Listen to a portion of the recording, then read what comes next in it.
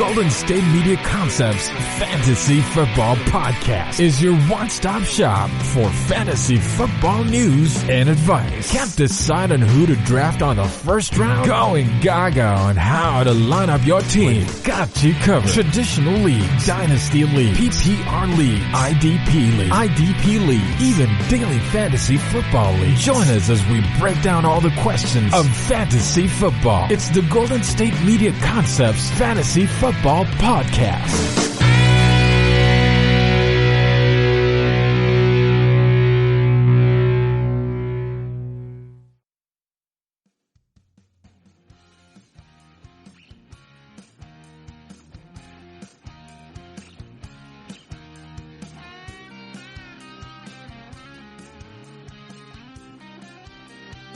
What's going on, everybody? GSMC Fantasy Football Podcast on the GSMC Podcast Network. I am your Friday afternoon, evening, morning, whenever you choose to listen to this podcast host, Ethan here, once again trying to give you all the fantasy goodness that you can continue to take upon yourself. You know, use it for your personal gain, because that's all fantasy football is. There is no all people win here. There is no everybody's a winner in fantasy football. You're just the second or the first to lose, or worse. So fantasy football is all about taking what is yours, the trophy, the winner, the winning, the money, the fame. If you are playing in a famous fantasy league, who I doubt it. If you were, you probably don't need to listen to me. You're probably better than me. But fantasy football is all about winning. And the best way to try to win in fantasy football is to know the basics. And we've covered the basics before on different podcasts that I've done here. And now I'm going to try and reach out to my brothers and sisters who are out there at their very beginnings. They are a flower that was just recently planted, but it has yet to even sprout roots. It has yet to come out of the soil.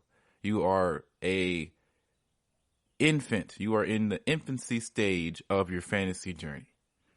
Well, I'm going to help you understand what not to do in the very beginning. We're going to bypass the struggle years. We're going to bypass those things that in particularly hurt your chances on so many different dramatic levels.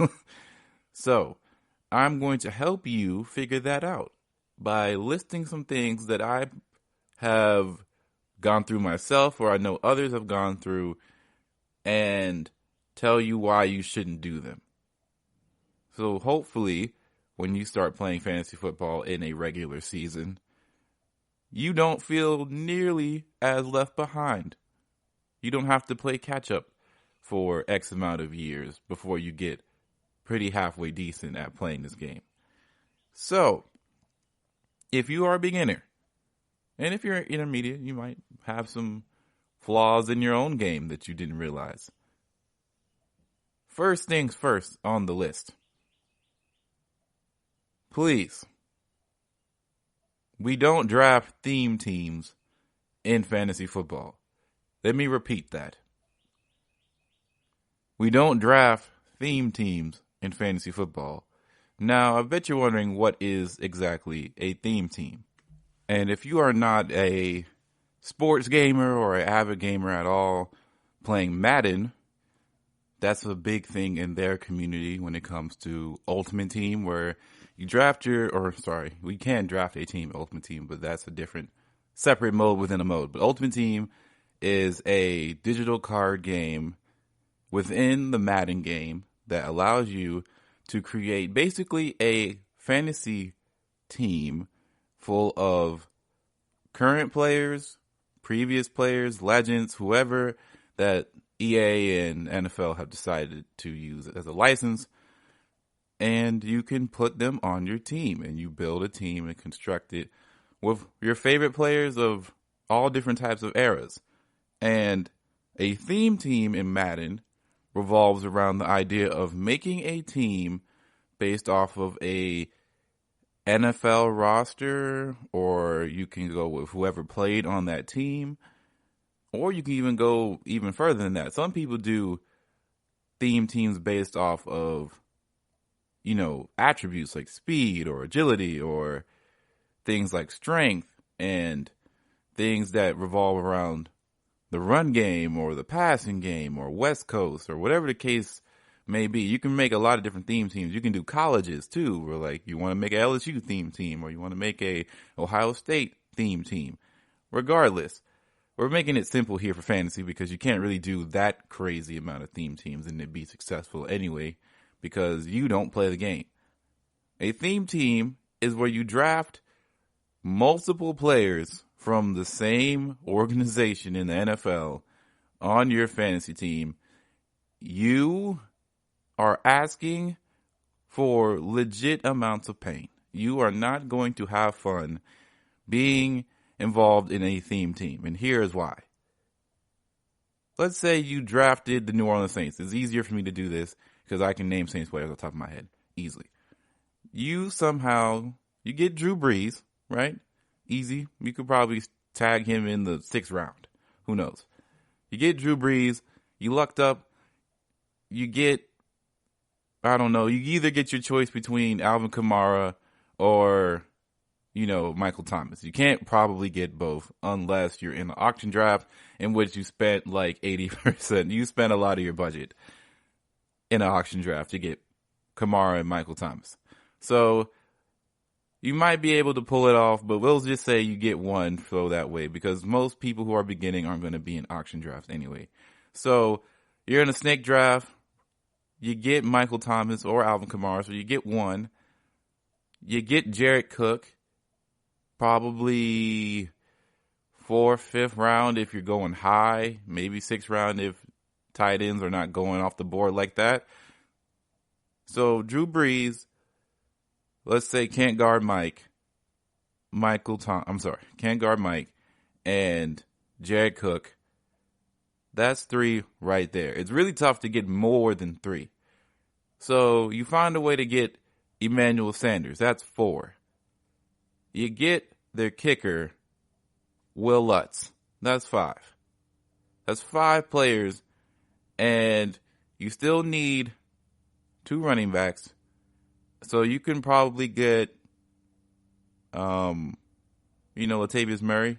That's 6 players.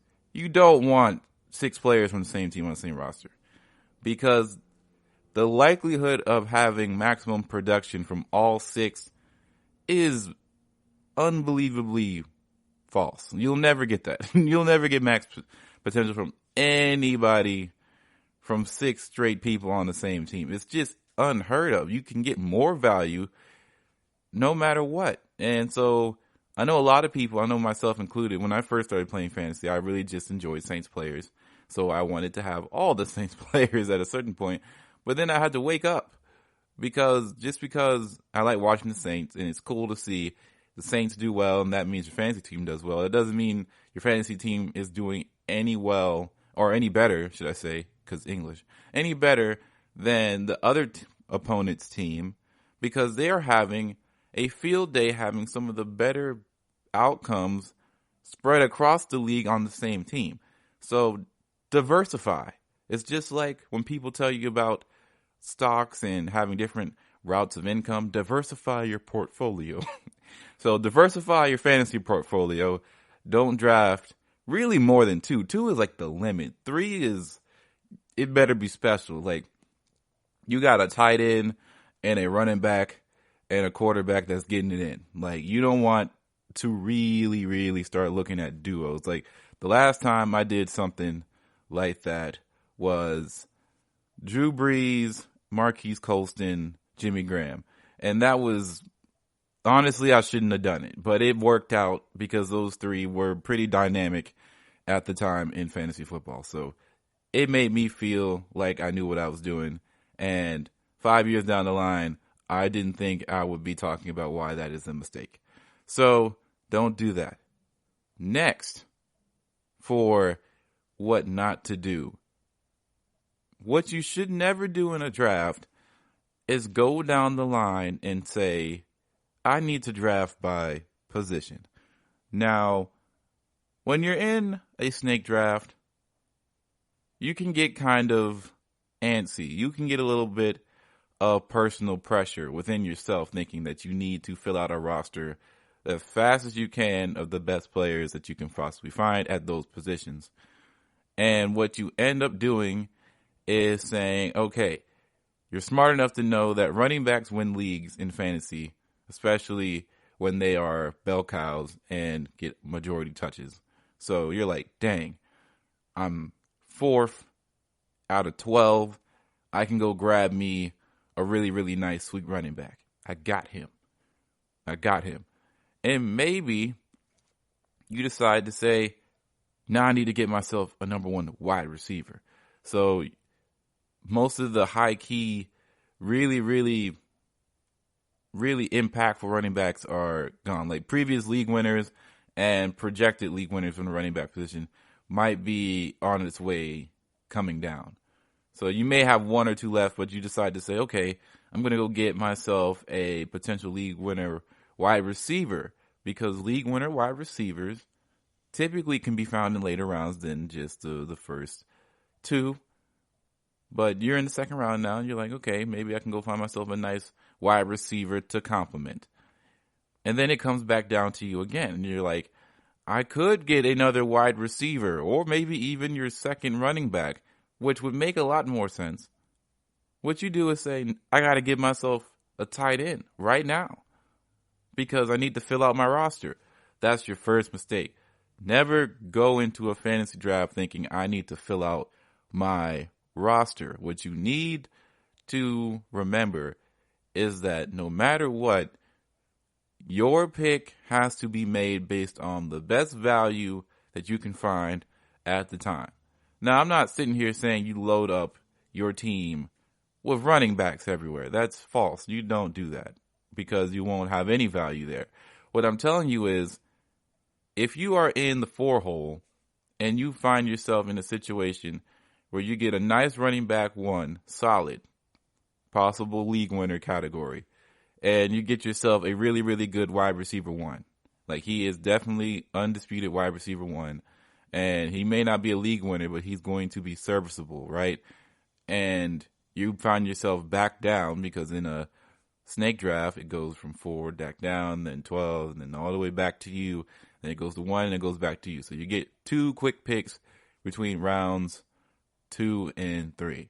So you have to look at who is left available in the player pool and think, who has the best upside, best value for you right now, who has the best floor, who might have a good ceiling. In those times, that's how you make that decision. You don't say, oh, I need to just automatically fill out the roster, so I need to get a tight end and get a starting lineup, because that doesn't help you. If you're not drafting for value, payoff, and what is currently available left to you, you are doing yourself a disservice. Because, okay, let's say you end up getting way more wide receivers than you necessarily want, but they're all quality. That means somebody out there is not doing so hot in the wide receiver land, but they may end up having a good tight end, or maybe they end up having a good running back that you may like. You're able to use said earned value via draft to make serviceable, reasonable, non-grimy trades with your friendly neighborhood owners, right? So you don't want to hinder yourself from being able to be in trade conversations and being able to upgrade your team later on down the line because you made poor decisions during the draft in the first place. So don't draft by position and filling out your roster position by position. Draft based on value. Draft based on people's floors and ceilings. Draft based on potential. And draft with the idea that sometimes you may get away with hoarding certain types of players, certain types of archetypes, certain types of positions for a later down the road situation where you need a solid trade Or you may come across the cursed injury train, which hits everyone at some point in time during the season. You just don't know when.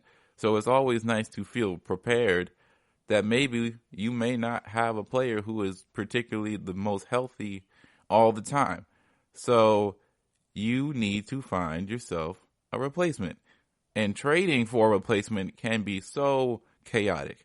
So if you have one on the bench, already you don't need to waste waiver wire contract funds or, have to go into the waiver wire at all.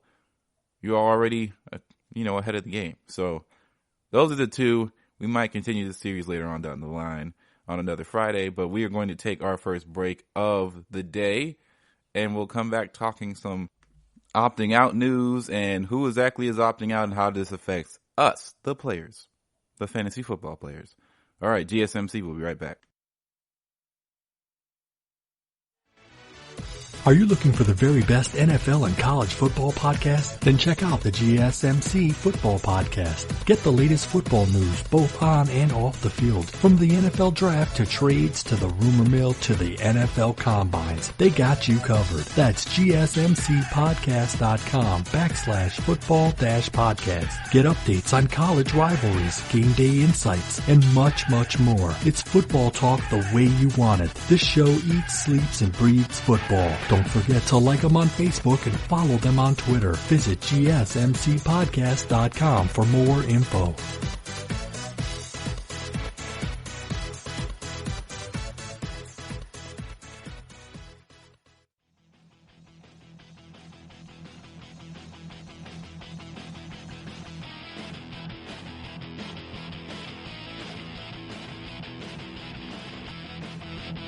Okay, fantasy football players and fans of the game within the game. We got a problem, Houston. We are going through quite some interesting times when it comes to how we are going to construct our fantasy lineups if we are doing single drafts and dynasty leagues.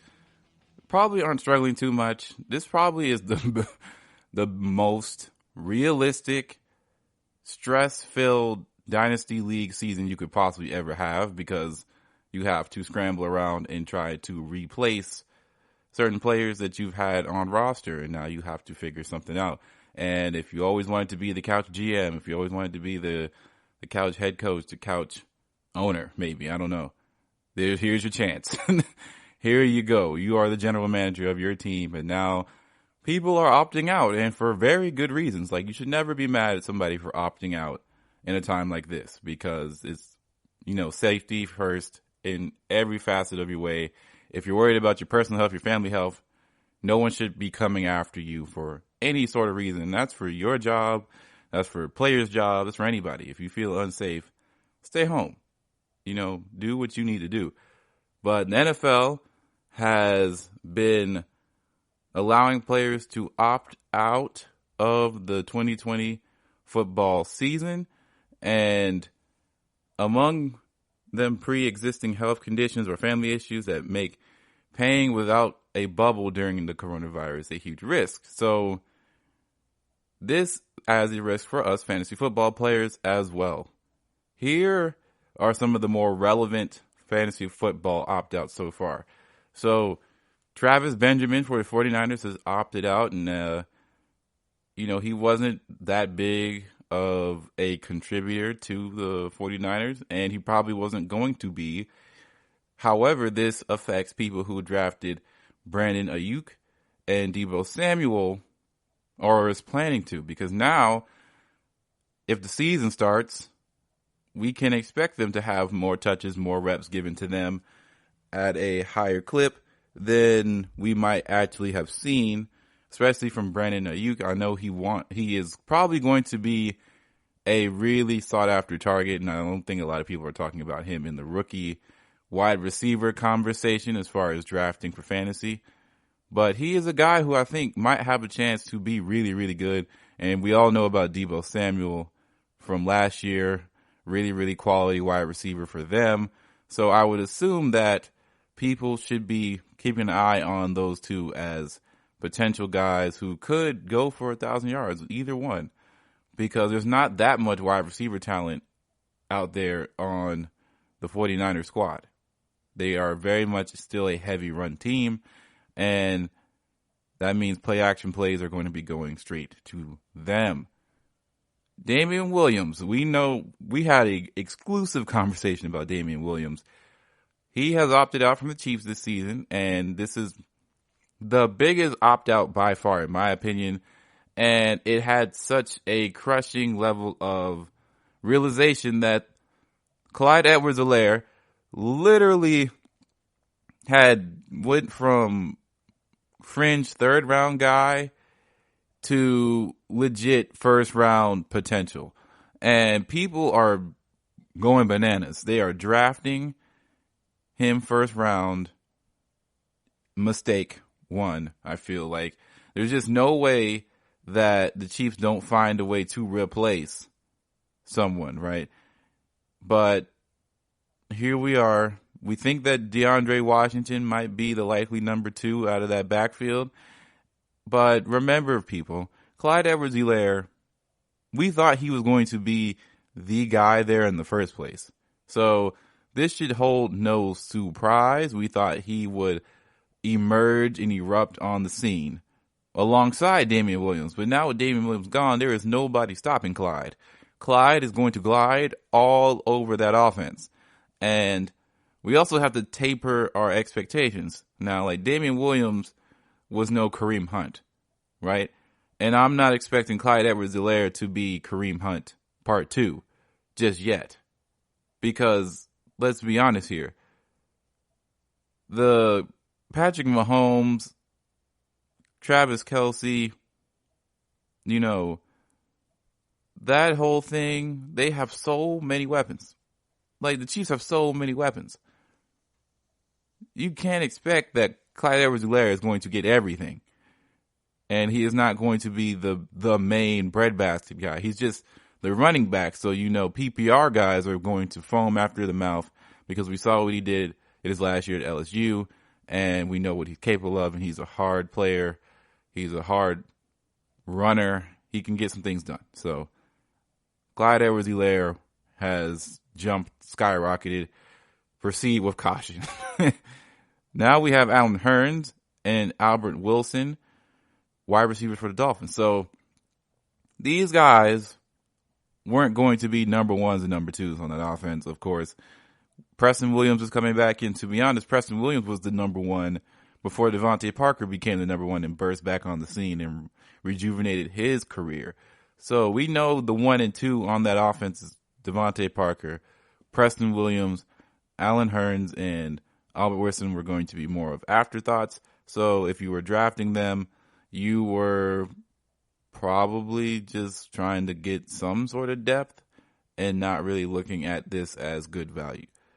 Marquis Goodwin, somebody who the Eagles really would have liked, because we know time and time again, the Eagles wide receivers can get really shaky as far as injury concerns. We all know about how last year went with the Eagles. So he's looked at as more of a possible insurance guy if things went south for Philadelphia, but he decided to opt out, so he's not going to be there. Look towards other places. I always say Geronimo Allison. I always mess up his name. Geronimo Allison, the Lions, he opts out. So Allen didn't really do too much for Aaron Rodgers last season, but he could have found a role as a 4th guy, maybe even a 3rd guy on Detroit if he hadn't opted out. But because he did, that won't be happening. So 9 times out of 10, if you're looking at the Detroit Lions, you know who you're looking at. Kenny Galladay, Marvin Jones, and the plethora of possible running back combinations that could come out of that. So you're not really looking towards any other direction besides those 3 options. For the Packers, Devin Funchess. So this is a bigger one, in my opinion. Devin Funchess really ended up being somebody you could look at and say they have a number 2 now. And he was going to really try and make a case to be number 2. But unfortunately, he is opted out. So that means there's probably going to be other wide receivers around the organization that is going to have to step up and replace him and his production possibly. So, he's a bigger guy, and I don't think Aaron Rodgers really has found someone underneath Davante Adams to really throw to in a long time. So it's wide open. Anybody can go get it. And just to add, here are some fantasy football names currently with positive tests. Now, we don't know what that could mean, but we do know that it could be some issues later on the line, because just because you test positive and you recover, right, the recovery rate technically is pretty high. However, right, there could be long-lasting effects due to having COVID-19. So, TJ Hawkinson for the Lions. So, he's a second-year tight end, and he was one of the 8 Lions to be put on reserve for the COVID list, and is also recovering from an ankle injury. So, depending on his health status and how much he is able to work in training camp, he may have a slow start to the season. And then Jay Sternberger from the Packers is in a similar situation, as he was drafted in 2019, but he was on IR all last year with an ankle injury, and he has been touted as possible breakout candidate, but it depends on how much he can practice this August and might again be put on hold. Mason Crosby, complications for whatever reason, they might need a new one, but he also has tested positive. And then Keyshawn Vaughn. So this is a guy that might throw some monkey wrenches out there. So Keyshawn Vaughn for the Buccaneers. He was a 3rd-round pick by Tampa, and he's behind Ronald Jones currently, and people have thought that this could be the nail in the Ronald Jones coffin, and he thought that Keyshawn Vaughn would end up getting more touches than you would think. But he's missing time at the beginning of August, of course, and that's a very bad thing, and it could stunt his development and usage. And then the Bucs also signed LaShawn McCoy last week, so that could be a sign that they do not expect Vaughn to contribute right away. And the running back is definitely a draftable player, but his stock took a hit when it was added to the COVID list. So if you're still interested in, the guy, he's definitely gone down in value. So if you hadn't had a draft, go look at some mock drafts and see where he's being taken, because you might be able to sneak him in at later rounds and you might end up getting some value back for him.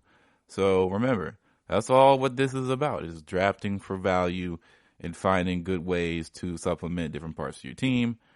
So, yeah, that's your COVID opt-out list. Some people have positive tests. We've been seeing it here and around all different parts of the NFL this year, as there is about a 2% out of 2,600 so odd. People, don't quote me on this. I read this earlier this morning about how many people have tested positive so far in the NFL. So that's a good thing. It's a lower number than what we anticipated, but now we have to hope that players and coaching staff and medical professionals, everybody involved in trying to make this NFL season work, finds a way to minimize the spread of COVID-19 as much as possible in these early stages, just to have a chance to get to games, because we don't have to worry about preseason, so there's no wasted time. There's no unnecessary games being played that might compromise the whole league in of its own right. So we got to make sure that August goes by smoothly and as smooth as possible, so then we can get to worrying about how many games are we going to see this year, because that's a real struggle and that's a real worry that everybody, from MLB to NFL to college sports, college athletics, everybody's worrying how many we can pull off before, the wheels come off, essentially. How long can we ride till the wheels come off? And, this is why I'm going to keep doing it and keep saying it. We got to applaud the NBA for figuring something out. And, they're not the only league in the world playing sports that has figured out a way to make this work. Of course, we've seen what football is able to do across the globe, and in the Premier League and in La Liga, being able to restart the leagues. And we've seen what the MLS was able to do in the United States. But this whole, like, they're not doing bubbles per se. The NBA literally took what they had, redistribute the product, and made it as comfortable to experience as a fan that I don't think anybody else could really touch right now, because I don't know what football bubble looks like. I don't know what that could be. I don't know if it's even possible or logistically possible. I'm pretty sure you could make something. It would just be a whole lot of money, and it would take a lot more time to do. And it's not, who knows if that's even worth it for the NFL, just for potentially a year and some change. But we don't know when COVID is actually going to chill out, right? We don't know when COVID is going to end. So it's very possible that it could last another year or so. Like, it's uncertain, it's up in the air. We don't know. So maybe the NFL is thinking about how they can potentially manufacture a bubble that's cost effective. It isn't going to run the NFL a lot of money, and the bill isn't going to be too high. But that's up for them to decide. But I just got to say it one more time. The NBA is figuring some things out on the fly on this bubble, but their plan was really well executed, and they have another round of no new positive tests in a row for about the last, it's almost been 2 months now. So fantastic job by them. They're really getting it done. The games have been awesome there. And if you've been playing fantasy basketball or any sort of daily fantasy sports, or maybe even just gambling on it, you've been having a blast, because games are on literally all day. So if you're at home, working from home at COVID-19 or because of COVID-19, you are having a quality time. But we're going to take another break, and we're going to come back talking about some sleepers, some best running back, some worst running back values around the league. We'll be right back, GSMC. Check out the show that's built on the MMA. From the UFC to extreme cage fighting, they got the fights covered. Check out the GSMC MMA podcast. Get the latest news on past or upcoming fights. Join us as we talk to and about some of the biggest names in the MMA, past, present, and future. When it's the fight game, there's just one show to check out. GSMCpodcast.com/MMA-podcast. Don't forget to like them on Facebook and follow them on Twitter. Visit GSMCpodcast.com for more info.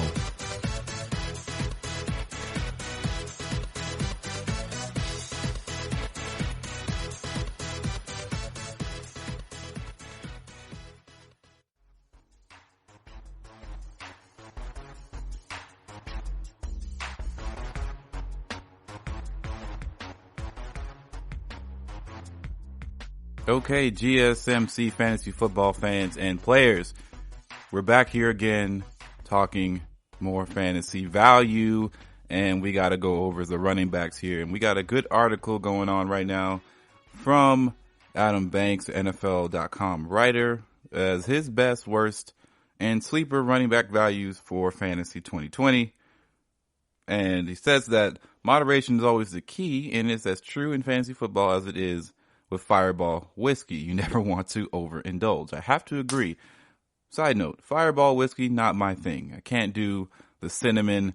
It is too strong for me. I'm really not a flavored alcohol person, to be honest. I like my alcohol straight and not really flavor. I like spiced rum. I think that's a bit different though. But cinnamons or like green apples or banana or pina colada flavored stuff, it's just not. It's not for me. Coconut, no, not for me. They don't do the flavors, but I have to agree. So he mentions this because the zero running back draft strategy was all the rage with people just a few years ago, but people have taken it a little too far. And we even admit that leading towards zero running back, not drafting a running back in the first 6 rounds of your fantasy draft, is not a full-blown discipline by any means. So moderation is always the key. Last year, we used the 3rd round for values like Aaron Jones, Chris Carson, and some others. Maybe Derrick Henry slipped in your home leagues, and it worked out pretty well, especially when gems like Raheem Mostert presented themselves and other players of that caliber. So we have to know what values are. So we have to remember that if you land a top 4 spot, here is the Mount Rushmore of the top 4 right now. Christian McCaffrey, Saquon Barkley, Ezekiel Elliott, or Alvin Kamara. Those are your guys. Those are your best valued running backs in the entire realm of fantasy football. If you land in the top 4, grab one and hold on. Jump on their back because they're about to carry you for the remainder of the season. But here are some of the best running back values in the league currently. So Josh Jacobs for the Las Vegas Raiders. That's fun to say, Las Vegas Raiders. So Josh Jacobs had a draft position of roughly the 3rd round way back in April, but now he's suddenly climbing up to the top of the 2nd round. And even if you follow the industry drafts that are happening right now, and yes, he understands how pretentious it sounds to say industry drafts, but he's going at the top of the 2nd round and sometimes even the 1st.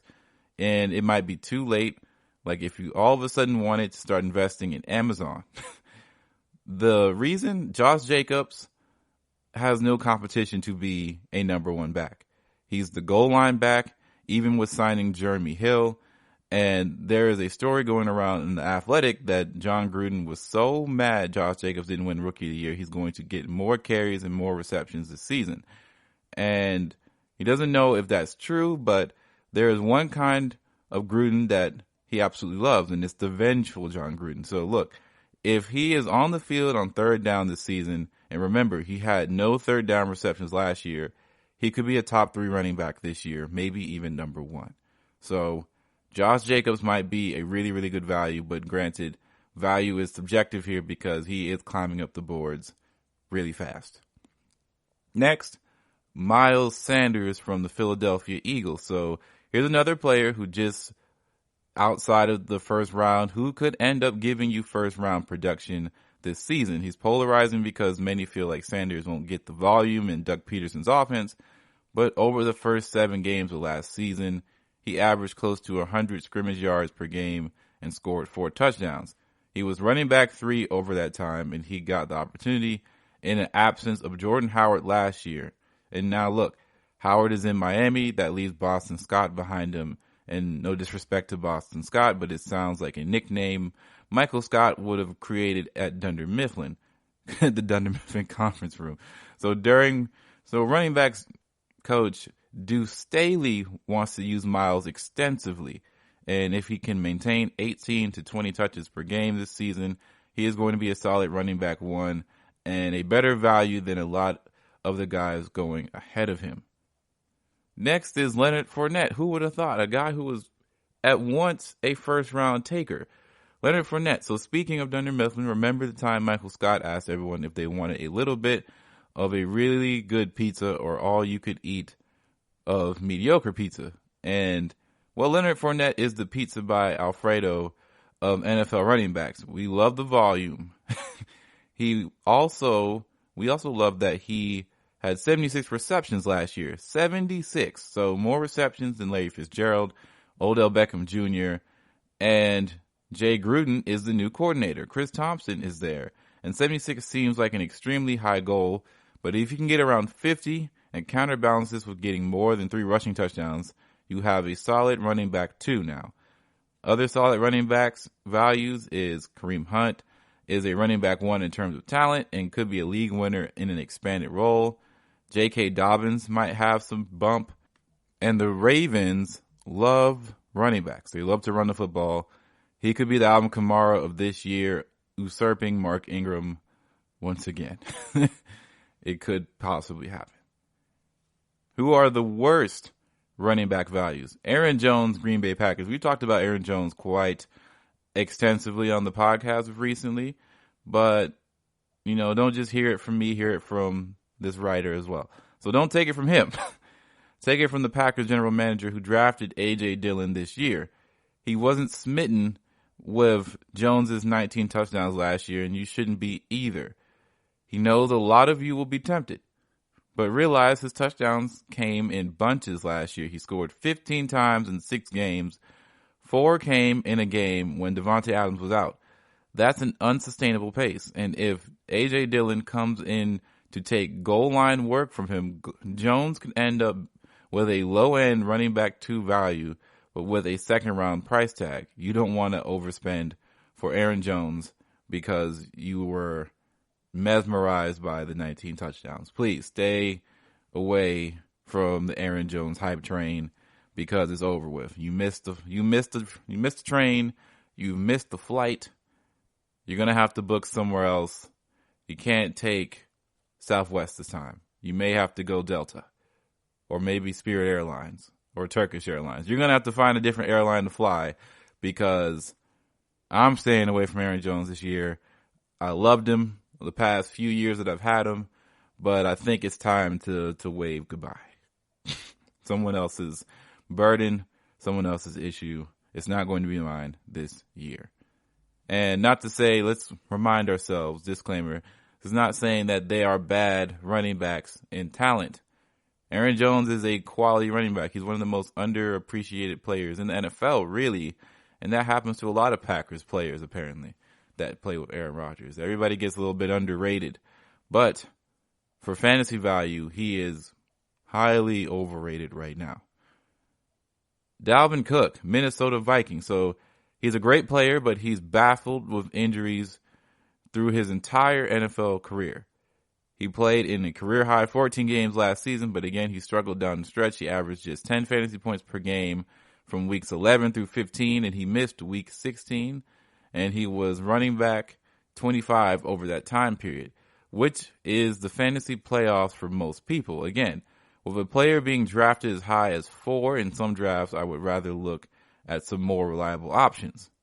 And then some players are worried about as well Le'Veon Bell, who hasn't been able to capture magic again since leaving Pittsburgh, and the Jets did invest in the offensive line, but everybody's worried about Adam Gase. And let's remind ourselves, the Jets also just let go of a really, really quality offensive lineman, and they're going full retool mode, and he won't be left off the market for very long.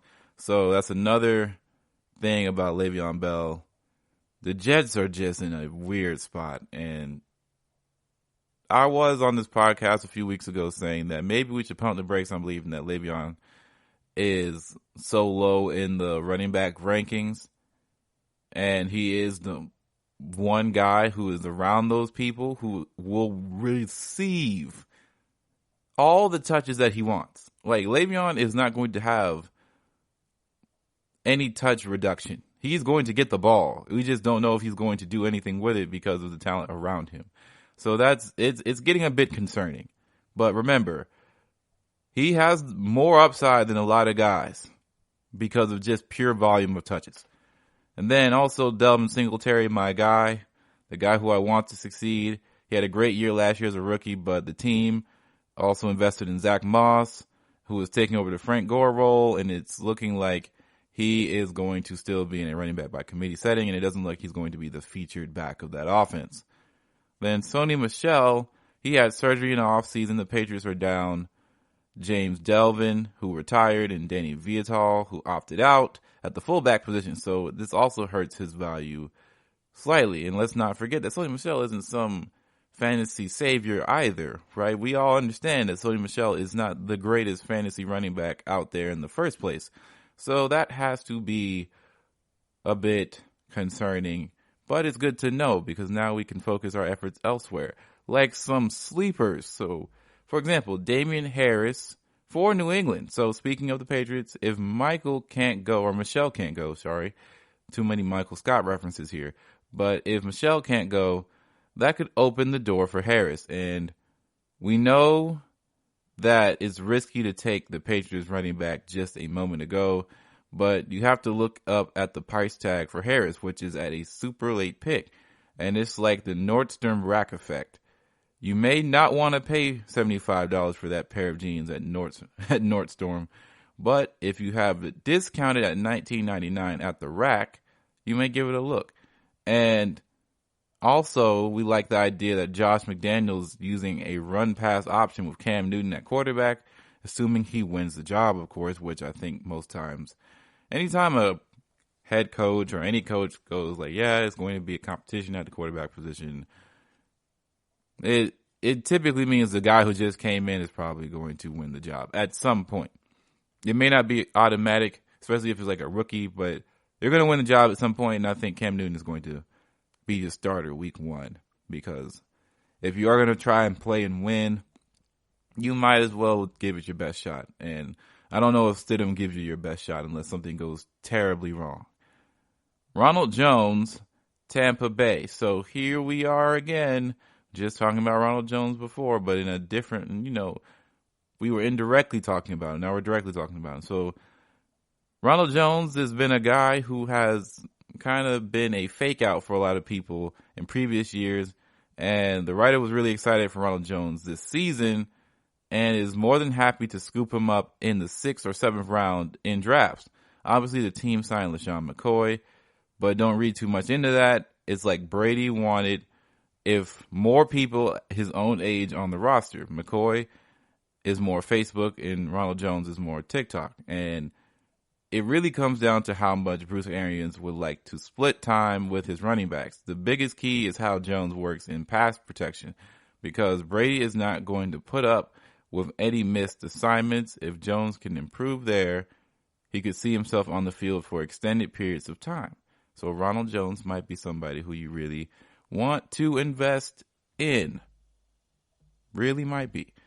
And then here's some sleeper running backs to keep an eye on as well. The Lions, as we just recently talked about, Deandre Swift could have a huge impact there. And we all know about Kerryon Johnson, his injury-prone self.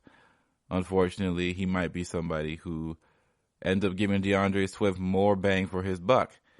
And we also like him alongside other rookie running backs like A.J. Dillon and Cam Akers. In addition, what was said about Jones above, Dillon could end up being the Derrick Henry for the Packers, coach Matt LaFleur, and it wouldn't be a huge shock if he took the role at the end of the season, which is pretty bold to come out and say, but hey, it's very possible. Running backs can get really finicky, and if you work for a system better than the other guy, then you definitely will get more bump, and you will find yourself in a better position to succeed, and things will end up working out in your favor. But there you have it. Those are your best, worst, and sleeper running back values for 2020. Really good article from NFL.com writer Adam Rank. And what a last name to be in a sports media world. Adam Rank. He ranks them up. So we're going to take our final break, and we're going to come back talking a final fantasy football topic, which is about my league that I'm trying to start up. Coming up. Check out the show built around the women of MMA. From the UFC to the extreme cage fighting, we got the fights covered. Listen. It's the Golden State Media Concepts Women's MMA Podcast. The latest news of upcoming fights, discussions of previous matches. Join us as we talk to and about the biggest names in women's mixed martial arts, past, present, and future. When it's the women's fight game, you know where to listen to. The Golden State Media Concepts Women's MMA Podcast.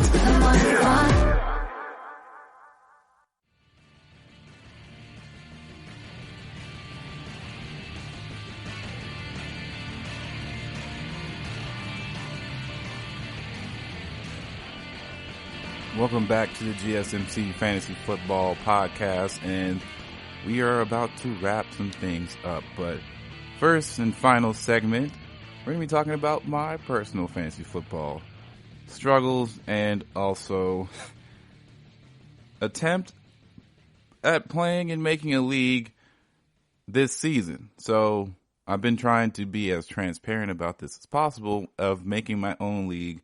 Once again, coming out of commissioner retirement and trying to put something on for me and my group of friends after a few, I think 2-3 years of me not being commissioner anymore, as I kind of just got tired of it, and it was a lot of personal stress on my life that I didn't really want to put on myself anymore. But the itch came back, and unfortunately it came back during a pandemic. So I'm still trying to attempt to play fantasy football with this league, and let me not say attempt to play, because I'm going to play.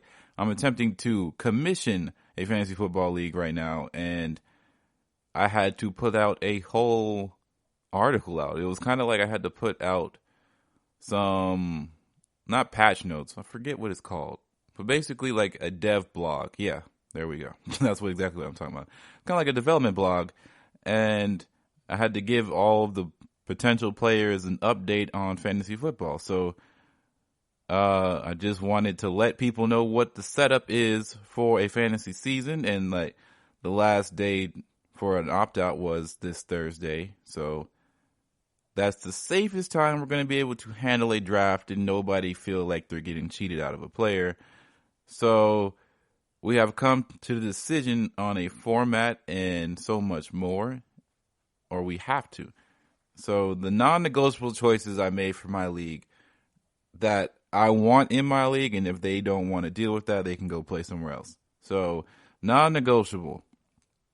We're leaving snake drafts in the past, and we're moving to auction drafts. So I said we're too grown in our fantasy development and have played the game long enough to still get mad at draft position. Because, snake draft, you're letting the CPU decide your fate, where you land in the snake draft.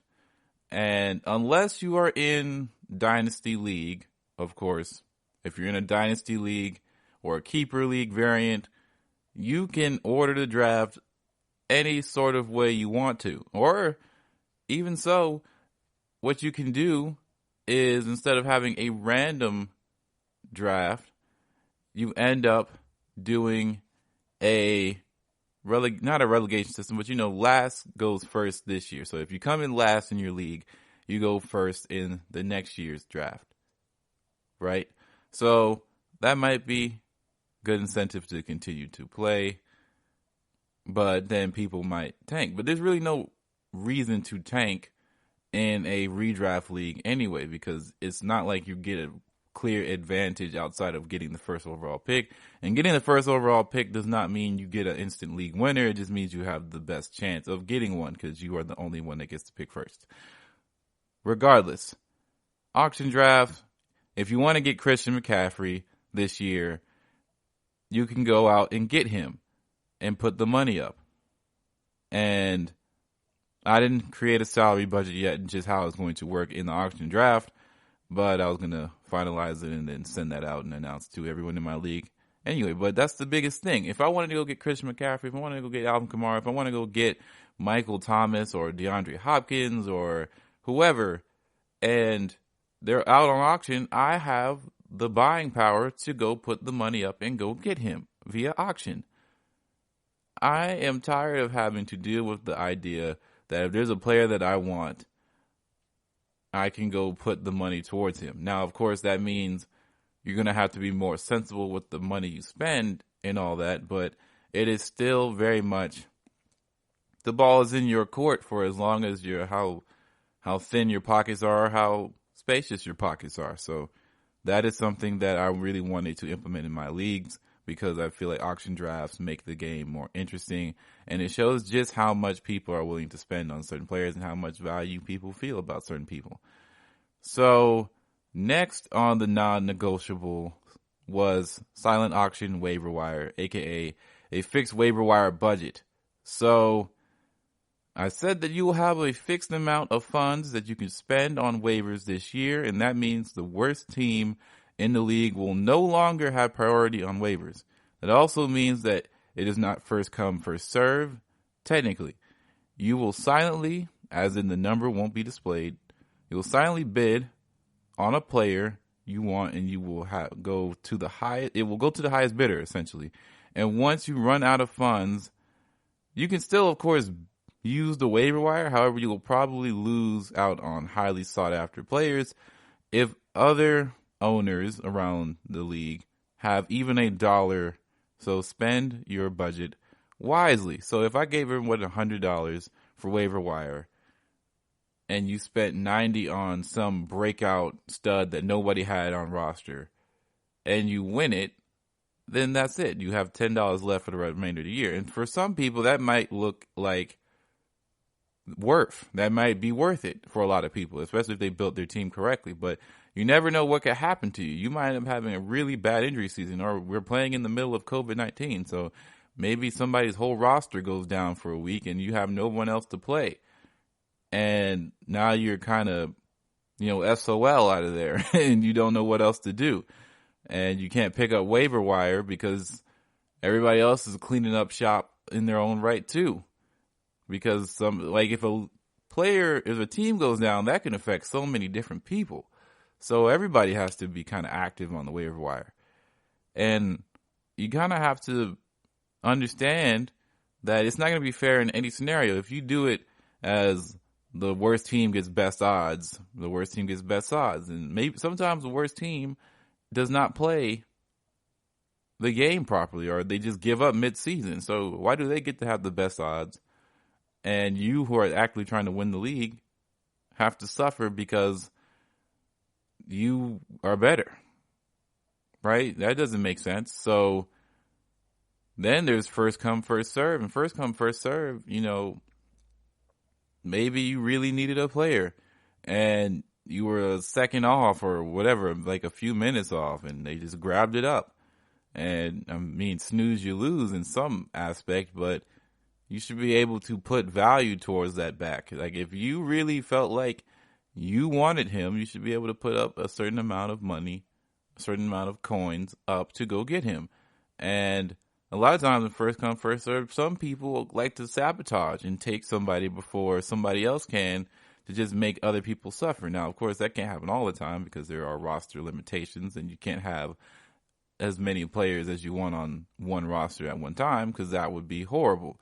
But people have done grimy things in the past. So you can't expect people to not be grimy when they can be. And here at the GSMC, we try to frown upon those who want to get grimy in the fantasy streets as much as possible because it's not good faith. You can't do that around here. Next is half PPR scoring format. There's not too much to say about that. I just prefer half PPR or 3/4 PPR. 1 point is kind of a lot, man. I've been playing 1 point PPR for a while, and I just think it's too much. It's too much of an advantage to the point to where a lot of other running backs and guys who may not get volume, get the volume that others do, they just kind of jump up to a different stratosphere over guys who are clearly more talented and have more to offer for their teams other than just catching, right?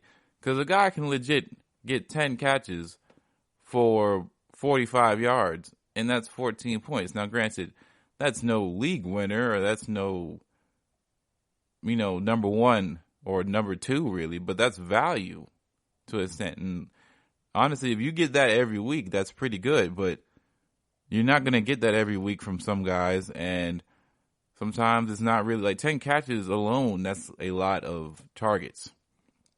So it's more in realistic eyes of, a guy going to get 5 catches for 30 yards.